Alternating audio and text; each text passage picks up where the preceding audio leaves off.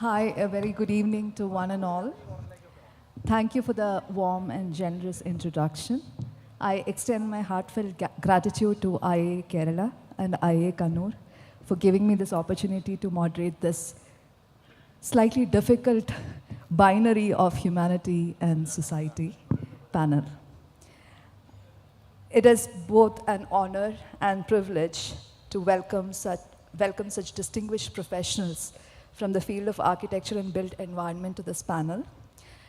Please join me in inviting architect Kalpana Ramesh, architect Thisara Thanapathy, architect Vardhan, and architect Pratik Dhanmer to the stage, please.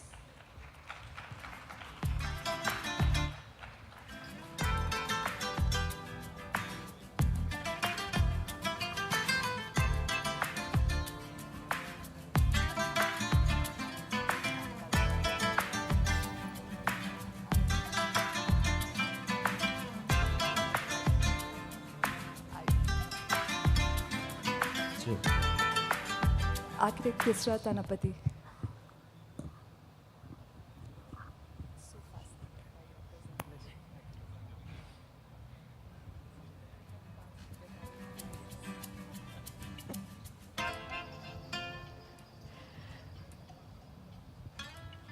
I was just telling Kalpana that this is a very difficult task to bring all these four practices together onto this platform.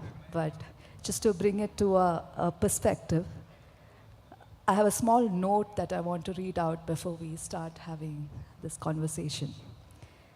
In a seminal work, Small is Beautiful, Economics as if People Mattered, Schumacher writes, quote open, "If greed were not the master of modern man, ably assisted by envy, how could it be that the frenzy of economism does not abate as higher standards of living are attained?" He goes on, "How could we explain the almost universal refusal on the part of the rulers of rich societies, whether organized along private enterprise or collective enterprise lines, to work towards the humanization of the world?" Quote close. Reflecting on this, I see the significance to the evolution of our profession. Architecture, once rooted in responding to climate and community needs, often shaped by the, quote, Rudovsky here, untutored intelligence of unique human modes of life, has transformed into a highly nuanced and sophisticated practice. Today, much of our work centers on catering to human wants rather than addressing fundamental needs. If at all any, they are tagged alternative architecture, social architecture, humane architecture, and so on. As we sit here in this beautifully lit venue in Wayanad, a region nestled within the Western Ghats, one of the world's most fragile ecosystems, I'm compelled to pose a critical question. How far have we brought humanity into our practice? Shouldn't architecture be always humane, social, and responsible? This region has already begun witnessing the harsh impacts of exacerbated climate change. Against this backdrop, our dialogue becomes even more pertinent. In fact, there were several questions which our audience wanted to pose to all of you, but as I'm told, there's a lack of time that we have in hand. Some of these questions, I've put them together, collected them, and I'm taking this liberty to ask some of these questions to them on your behalf. So let me first begin with you, Pratik. What a fascinating presentation there. We know that environmental changes impact both rural and urban communities. But adapting and building resilience is particularly challenging for the rural societies, especially when resources are very scarce. And you did somewhere point that out. So as an architect deeply engaged with communities, you have often spoken about the need for advocacy within our practice, right? So what are your architectural imaginations of an equitable and resilient communities? And how do these align with what we call the life worlds of these communities, because it's not one world. These are multiple worlds that they live in. So can you throw some light on this, please? So if you see the presentation, it is not a hardcore architectural practice. Rather, it is about understanding the tangent which is affecting the architecture as well. So when it is a very, when we were doing the research in our village, and first when I went to the village and asked people, okay, why you are just changing your home to the RCC or, cement homes? The first, they told me, okay, you are from the city. You have consumed a lot more resources than us. You have no rights to ask this question. So then I built my mud home, and then I again went back. That time, we came to know that I am asking them a lot of architectural questions, and their architectural need is not there itself on the panel. Like it is a 8th, 9th problem which they will think about, what kind of house I want. And then we were came to know that just because we have a hammer in a hand, all nails are not the problem. So we have to keep that hammer aside and look at the problem holistically. And that's how we started working with the community, working on the farming, because it is a building resources. Right now, the resources are depleting from the forest. Forest is shrinking. They don't have that kind of a resources where they can build these natural homes now. And they are completely dependent on the outside, source the materials from the industries now. So I think when living with the tribal people, it was a very big unlearning session happened in last 10 years when we are living with them. And the stories like Devasa Kham and everything actually tells about such a minute things about, their survival, sustenance, and also giving back to the nature kind of a practice. So I feel that the community, we never learn this in our education also, how to take that wisdom, how to build upon that particular wisdom, and how to be a person who can listen to them first rather than imposing my ideas on the community. And if we actually try to listen to community very well, I think most of the problems will be solved, even along with the climate change or kind of a. So I feel that being a professional, an architect or anything, we need to understand that we are a catalyst in the process, but we are not somebody who is so that's the whole idea of architecture for us. So I would say that we are most happy when our structure is dissolved in the background of the village canvas, and you cannot identify, oh, this is designed by a design Jatra house kind of a thing. Rather, it is like the part of that one particular canvas. That is the kind of portrait we are imagining in architecture, I guess. Thank you, Pratik. Just a connected question. There was another very interesting question that was asked. Although you did point at there was some point in time where you mentioned you were paid through kind, and you continue to get your share of honey and vegetables. Yes. And all that. So there was a question as to how do you survive as an architect? Because our notions of how architects survive and the economics of an architectural practice is not something that aligns with what probably you are doing. Yes. So could you expand on that bit? Okay. So a very interesting thing, because when Shardul, me and Vinita were figuring out our practice, we decided to work on understand the economics first, because everybody was in our family also, people were asking if you are going back to the village, how you will earn, and why you did architecture first in place if you wanted to go back to the village. And that time we started reading a lot of books on the economics, like Mismeasuring by Amartya Sen, or The Small is Beautiful by A.F. Schumacher. And in that particular book, we came to know about the GDP system and the gift economy system. So the GDP system is a product-based economy system, and the gift economy system is a kind-based economy system. So GDP system, in that entire process, in that book, there is a written that if you are ill or you met with an accident, the GDP increases because you take a lot of medicines and you contribute into the GDP system. So somehow our happiness and the GDP system doesn't have any connection. Rather, more you depress, it is beneficial for the GDP system. And then we realized, okay, we want more satisfactory side. And that's why going back to the village, building those connections where I will also be the part of the gift economy system, which was very important for us. So that's why this particular project came to rescue, where we tried that module. And see, right now I'm living in a village. Already my consumption is very less that way. And also we are dealing with the projects right now where, we are also have, right now we also have employees where we are giving salaries and all. So that way we are trying to strike a balance. And being a non-NGO person, like we are not NGO or something like that, we are making profit, but we are try to make that profit along with the community. So the profit is shared in all of us. So we are just one part of that entire ecosystem, and we see to it that the money will come to our village, but it will not go out of the village. So that's the economic module we are trying to follow and we are experimenting with. Thank you. Thank you so much. That brings me to you, Kalpana. Your practice of care, and here care, I use it very carefully to the way in which you handle historical structures and also resources like water. It's truly inspiring, the kind of work that you do. The restoration of heritage Baulis and Kalyanis, they stand as a testament to the importance of safeguarding significant infrastructures as we future-proof our cities, and especially from the perspective of climate and other environmental changes that are happening.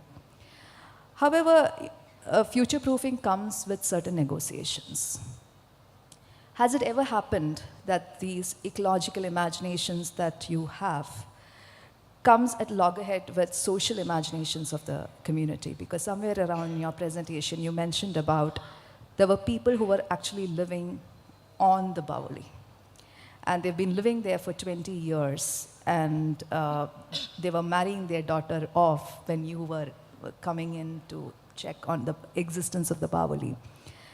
How were these people resettled?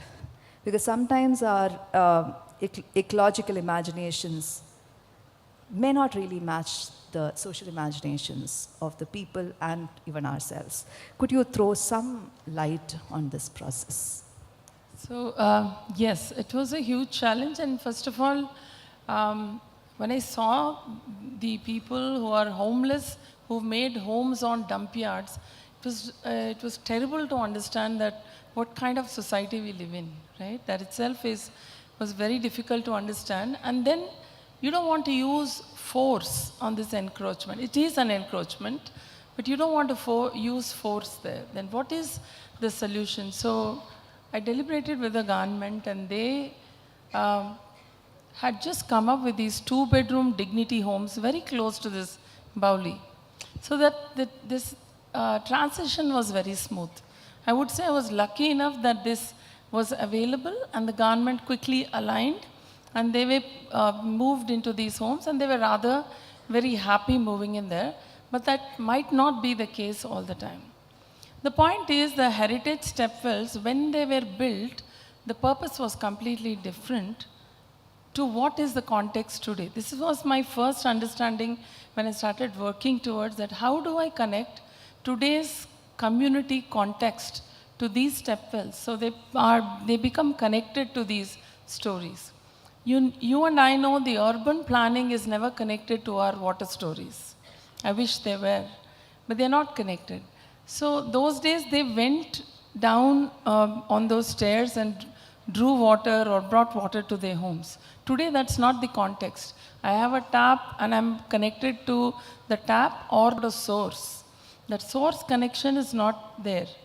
So then I have to connect the community in the urban by creating experiences of cultural landscapes of what the city had, the history, maybe through sketching, maybe through photography, maybe through multiple events, bringing artists.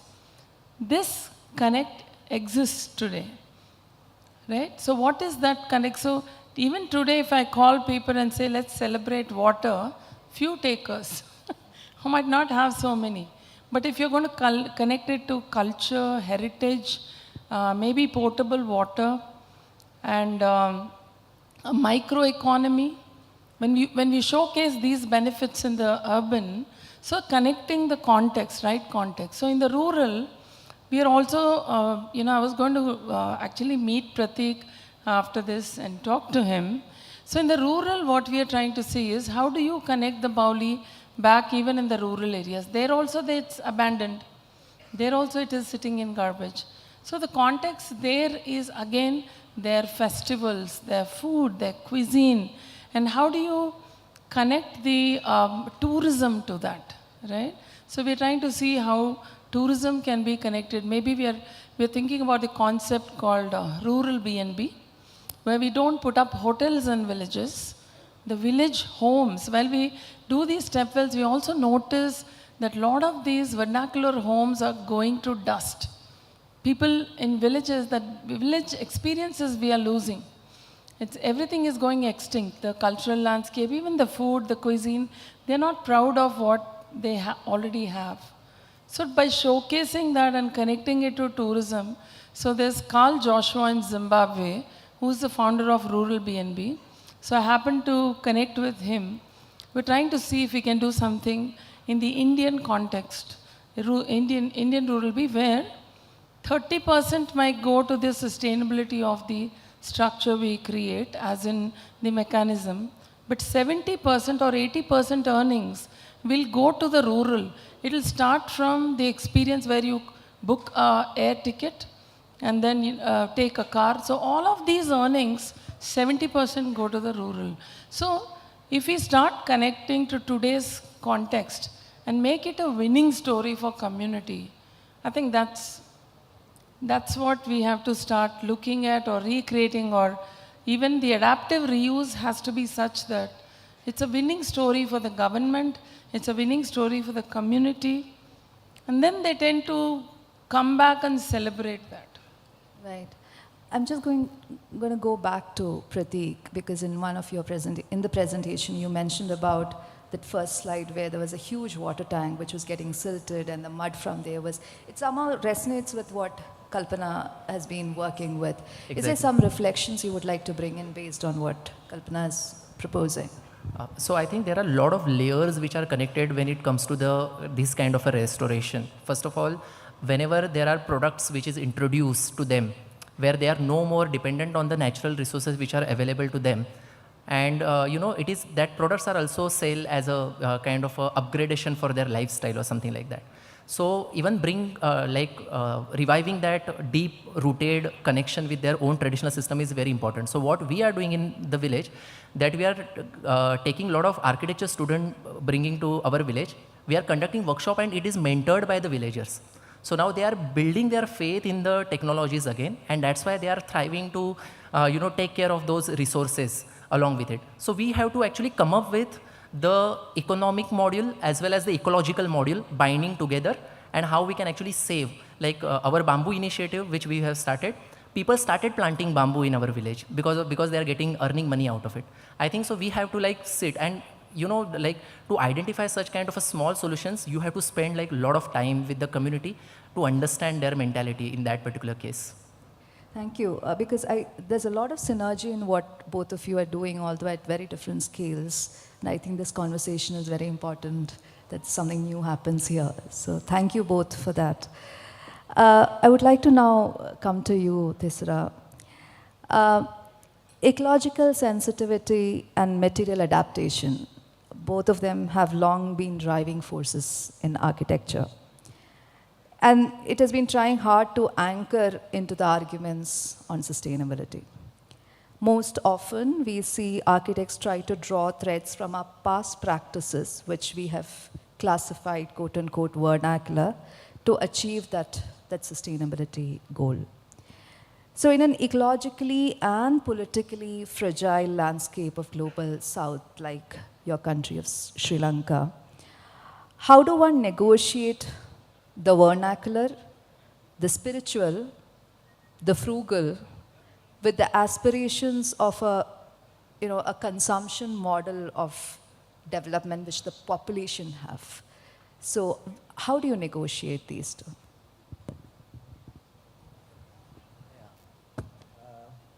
In my architecture, basically what I'm trying to do is to capture the sense of vernacular. What I think the sense of vernacular is, they build, they sort of, react to the direct problem they have. It's a kind of what we call, timeless way of building. They sort of, they don't sort of philosophize, or they don't do, plans and all that. They get into the act of building, so they sort of become one with the act, they are in the act, in my speech also I explained. So what they do is, you perform your rituals, and, there is this way of, getting into that. So you are totally immersed, and you sort of become, if I say in philosophical terms, you become one with the act, where you are in the, you are detached from the subject-object duality, So it happens spontaneously, effortlessly. So you are in a different texture, your experience is at a different texture. So which is sort of reflected in the work you do. It gets a kind of humane feel, a life, a presence, as Peter Zumthor says, So that a sense, how can we, that's the humanity, you touch the human layer when you go into that level, you are touching the human layer, you go beyond the cultural, social layers. So that sense, that intangible, sort of mysterious, this kind of preconceptual touch, how can we get into the modern life, So in consumerist culture, what happens is,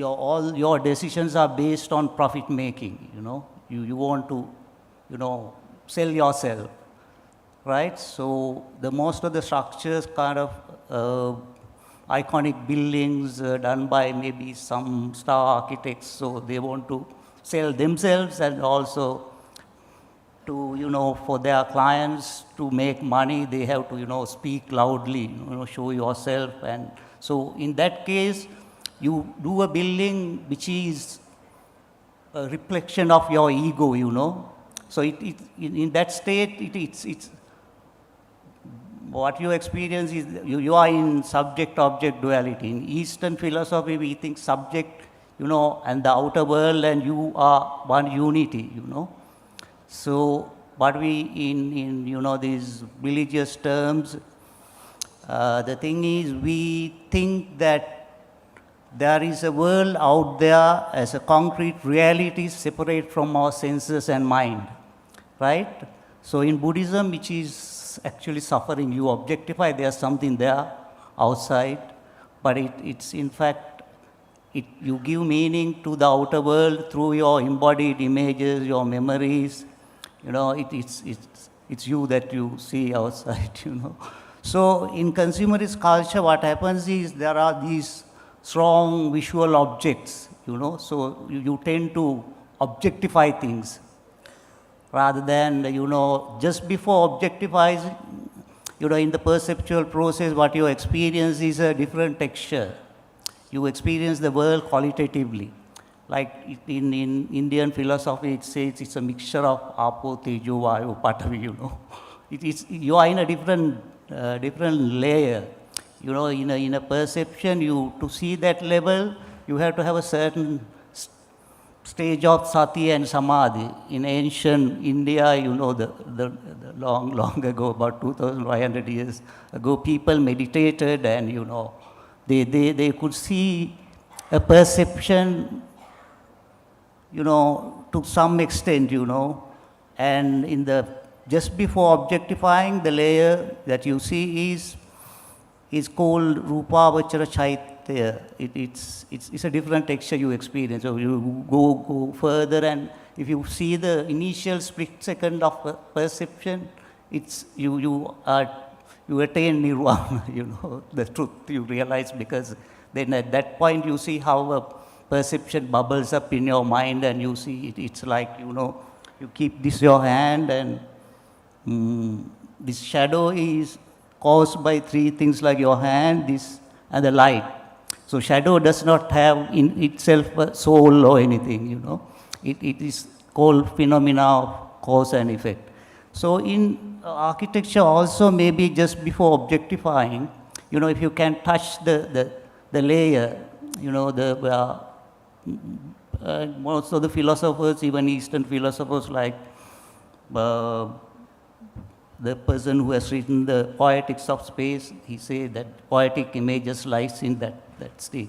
So how do you sort of connect that and bring that into through architecture, this sense in vernacular into modern life is something, yeah, you have to work on. So it's again, you know, it can be very modern with modern materials, everything can be modern life.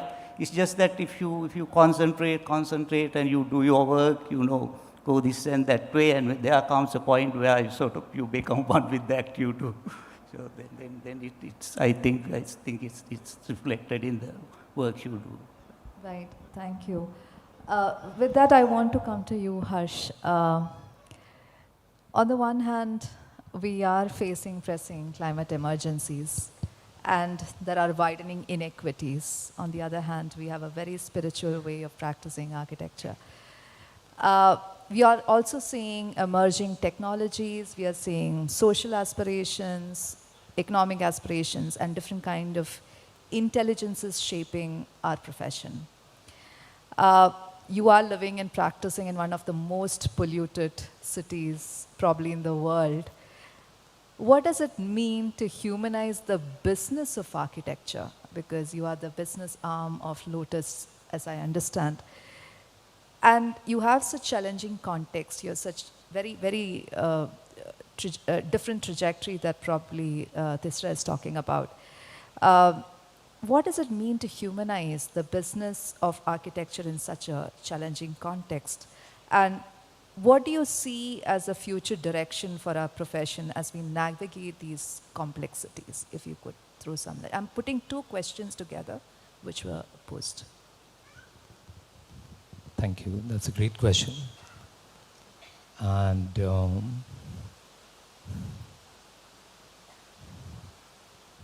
I think two things that comes to my mind as I try and attempt the answer. The first one is integration, and at least I would like to make it very tangible. What do I mean by that? And I would very quickly recall a story of one of our own team member who asked this question during one of the sessions of engagement.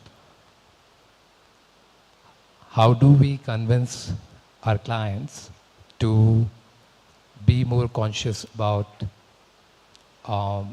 looking at the impact of their decisions and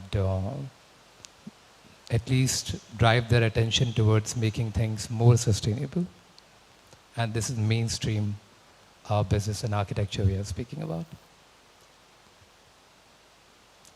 The challenging part in that question was that the team member asked, how do I convince? And the moment you say that, you're putting yourself away from the client, right? Now you are on this side and the client is on the other side, and now you need to engage in a dialogue where you're trying to make him see what you feel is right? And that's the flaw of the entire ecosystem in this situation. I would like to add another term here, enrollment. The moment you are standing with them and you are speaking from what they are listening, as Pratik also said, that the villager's problem is not house probably that would be falling seventh in the line. Same goes for our clients and same goes for every individual at least I have interacted with. They're listening from what is their priority.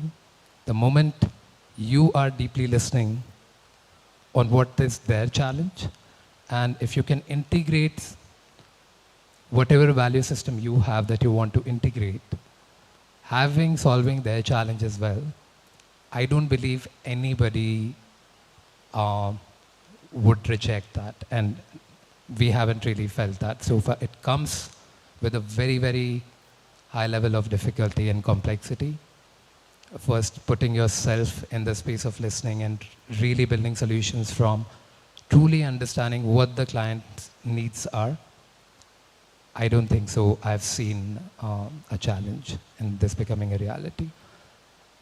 Second thing I would like to say is everything that you called out, there is one very, very important aspect that got missing, which is emotion.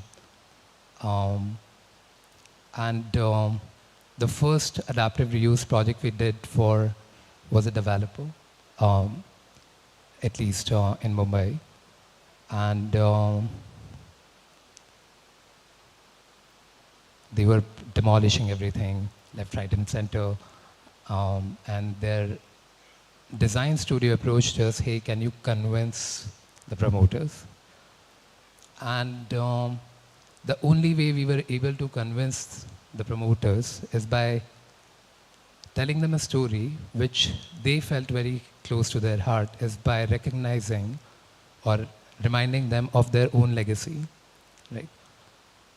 So many times in the process of data, honestly, climate, sustainability, processes, what goes missing is this emotional side of things. And we are all humans. We are driven by emotions. The moment that is integrated, I think everything else starts falling in place. Thank you, Harsh. We have a lot of students here, and in the interest of time, probably if we could take a couple of questions from students, young architects. I'm not saying the old ones should not ask, but please, one or two questions probably we could bring in. If there is someone around who can. Is there anyone with a question? Please raise your hands. Yeah, there's someone out there. Yeah, there are 1, 2, I think.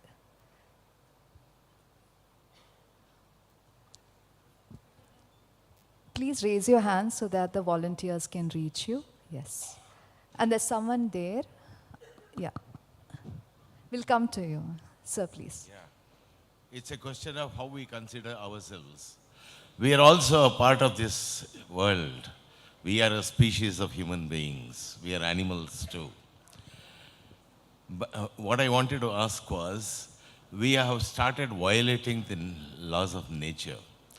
When people who know about ecology know what the carrying capacity of land is. Now, there were two instances here. One was the rural instance, which was a very good example of sustainability, because there were very little population. But compare that to our urban examples. So how are we violating the laws of nature, and do you think sustainability is possible in such a situation? Thank you for that question. Any one of you would like to respond to it? Kalpana, would you like to? Violating, yes. There's no iota of doubt here. We're not thinking smarter. We talk so much about smart cities, right? I'm talking in the urban context. What is a smart city? Have we really understood what is a smart city? Are we thinking smart? Yes, we have to deal with the population. Population is the biggest challenge we have. And along with that comes corruption, greed, multiple layers that we have to handle. And then you have climate change at your doorstep. So how do you handle all these things? There are solutions possible. We have created a disaster for sure, but if we are mindful enough, I think we can go back and handhold a lot of things. Like today, I'll tell you for an example, Hyderabad as a city, 1.4 crore population, we get 585 million MGD, million gallons of water a day from a river which is 200 kilometers away. Now imagine the carbon footprint, 6 pumping stations, 500 feet lift up for this water. It's coming to your city. Now how mindful are you about this water? How do we use them? And in this 585 MGD, 40% is lossage in leakages, right? Now I'm only talking about 585 MGD can take care of 1.4 crore people's human needs in that one day. Now we're talking only about humans. Then you have the biodiversity, then you have animals, then you have industries, then you have multiple reasons why we use water. So even today, after getting river water to your city, the luxury of this drinking water or whatever to each of you, we still depend on our groundwater. More than 60 to 70% of our city still depends on groundwater.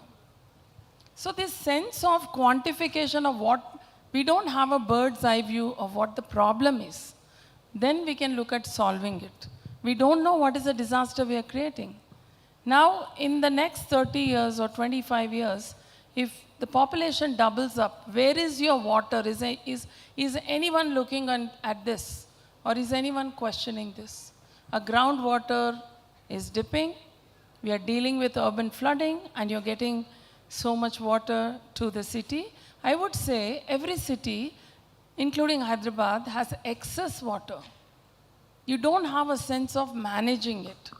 The moment we start managing it, I think we'll go from disaster to development. Thank you, Kalpana. I'm sorry, Pratik, I think we are running short of time, but we could continue with this conversation with all four of them when we break for tea. I think it's time to conclude the session, and here we have 4 practices, 4 different, I'm so sorry, we have 23 seconds, so maybe during the tea break you could. Thank you so much. So we have 4 practices, 4 different approaches, different scales of projects and geographical situation. And all of them are collaboratives and collectives in their own right. And I truly acknowledge that collective nature of your practices. They have unpacked possibilities for reflecting on our own practices, our own approaches to the production of built world, and our values and strategies as we pivot our work towards humanizing our practices. And this calls not for bridging binaries, as the title says. In fact, I would say there are no binaries. But it's important for us to acknowledge diversities, multiplicities, as we embrace and prepare for a future which is truly fragile. So with those, I would like to conclude this session. And I truly, from the bottom of my heart, thank all 4 of you, Pratik, Kalpana, Thisara and Harsh. Thank you so much for your motivating discussions and your talk. Thank you so much, everyone.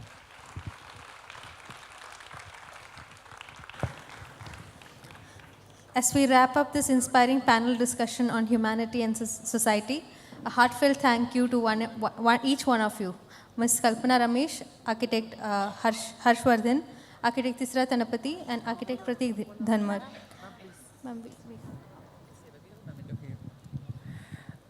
We would like to present you with a token of our appreciation. For that, I would like to invite Architect Sujit Kumar, Architect George Thomas, and a representative from Shankara Bilpro to do the honors.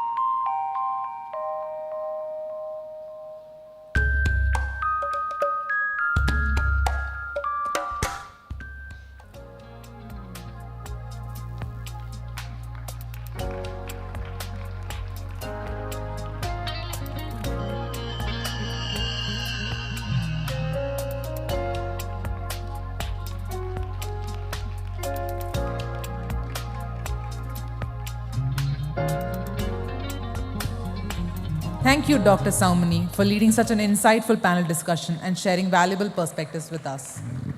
To our engaged audience, your enthusiasm made this session truly impactful, Let's continue to bridge binaries and create spaces that inspire and elevate. Thank you all.